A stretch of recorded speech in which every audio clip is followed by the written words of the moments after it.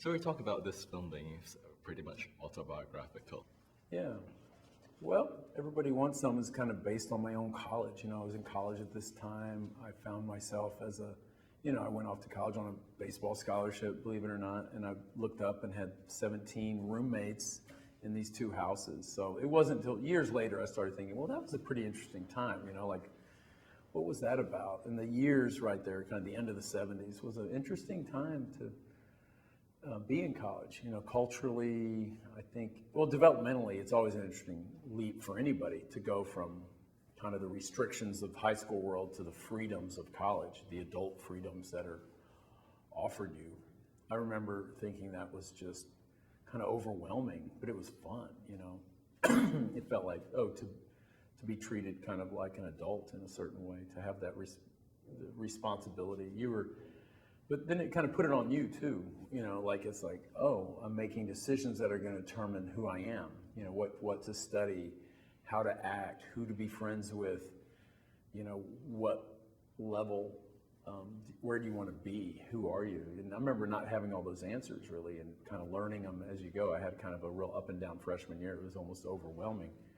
So a lot of people just don't make it through that freshman year. They disappear, go home, whatever.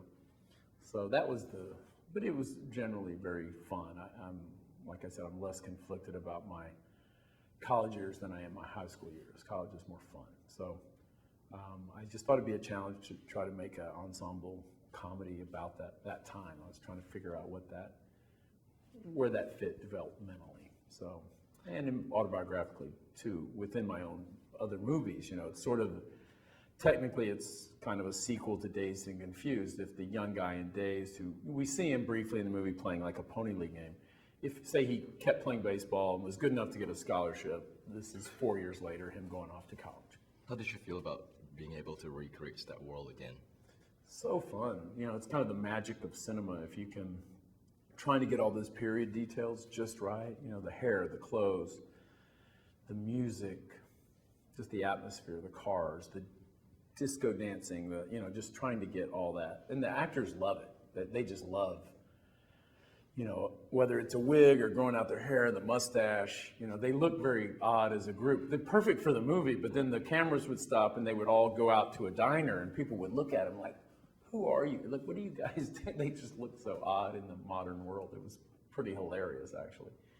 Perfect for the movie, but just strange. When you walk us through the workshopping process, how much of the movie was basically already in your mind when you workshopped the story with your cast?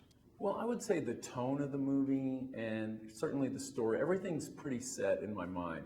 But what I'm looking for in this multi-week kind of workshop rehearsal environment is kind of, especially with an ensemble, you're dialing in the specifics of the characters.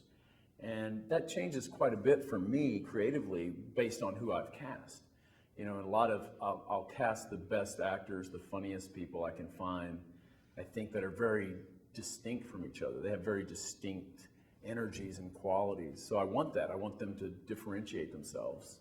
I don't want you to walk out, oh, they all kind of seem the same. No, I want them to be very distinct individuals.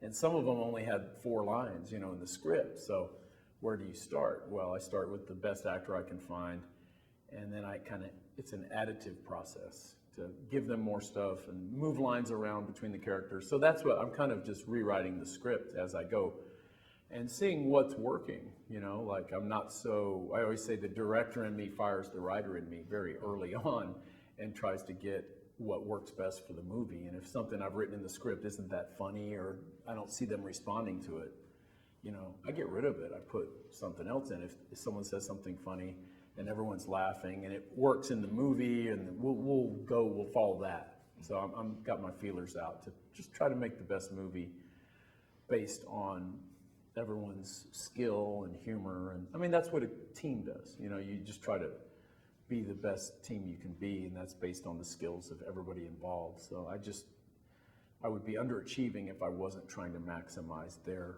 abilities. So Paramount is being behind this movie with a $10 million budget, a studio making a small budget or a moderate budget movie. Right, How do you feel about that?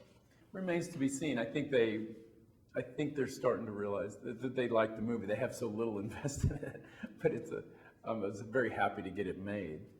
You know, so it is kind of a throwback where they used to make more like lower budget comedies and things, but they don't so much anymore. The studio's game has changed so much, so I'll be curious to see with how they handle this movie. Dream is Destiny, the documentary about you. When you look back and you look at that documentary, how do you feel? Well, it's strange to be a subject of someone else's documentary. I didn't really ever agree to it. I mean, they're friends of mine who they shot behind the scenes footage of Everybody Wants Some, and then they asked for another interview, and you know, I just have trouble telling friends no, so yes, and then pretty soon they're making a documentary about me.